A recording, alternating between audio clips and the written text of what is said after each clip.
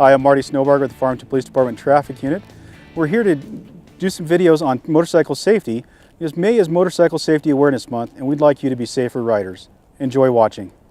I'm one of the motor instructors and we're out here today practicing our skills, and we wanted to bring you a little safety information because of Motorcycle Safety Awareness Month coming up in May. So we're going to share with you some tips and tricks of the trade for you to make you a better motorcycle rider and safer on the roadways. This first one we're going to talk about is some braking exercises, some things you can practice in parking lots as long as there's nothing in the way for you to get involved with.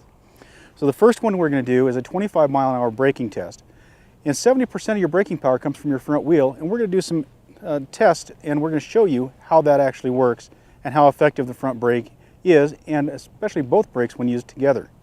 The first demonstration we're going to do is a 25-mile-an-hour. Officer King is my demonstrator. He's going to use a rear brake only, using only the rear brake at these cones. We're going to see how far it takes him to stop.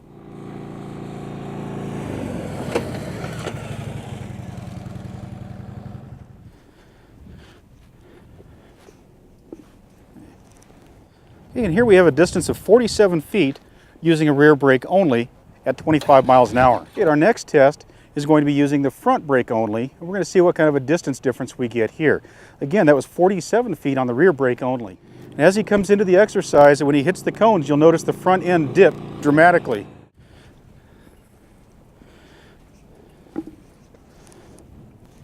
And here we have a distance of 35 feet. So we have a reduction of 17 feet using only one brake. And you notice in the last shot, when we did the front brake only, the front end dipped on the motorcycle.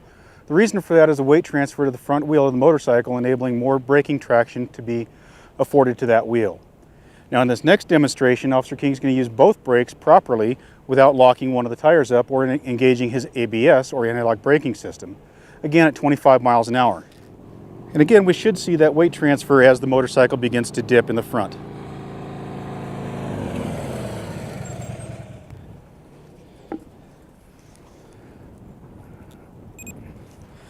And here we have a braking distance of 24 feet, a huge reduction over the original 47 using rear brake only.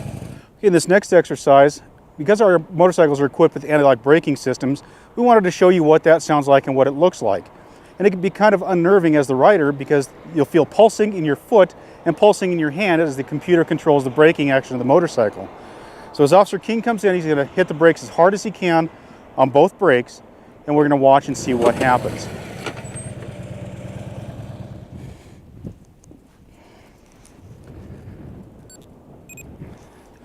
This time we have a stopping distance of 26 feet, just slightly longer than the proper braking with threshold braking.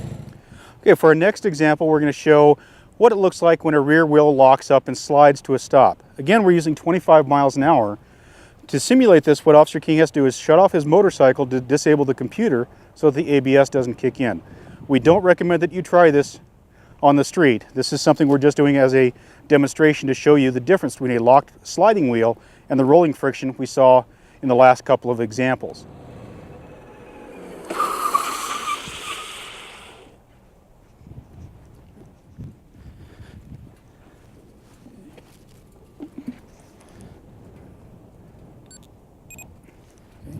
And here again we have a stopping distance of 47 feet.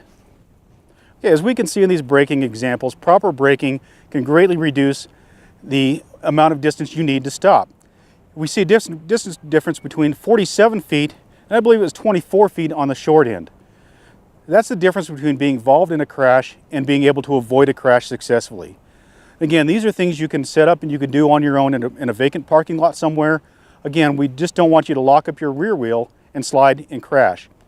Additionally, if you do not have ABS on your motorcycle, it's very important that you realize once you feel that front wheel start to lock up, that you release that front brake immediately and then slowly reapply.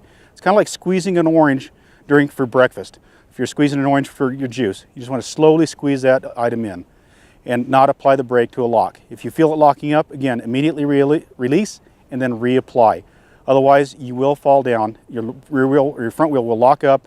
You'll have about a second and a half to release. If you don't, your front wheel will lock, turn, and you will go down. Thank you for watching this episode of Traffic Tip Tuesday. Safe motorcycling.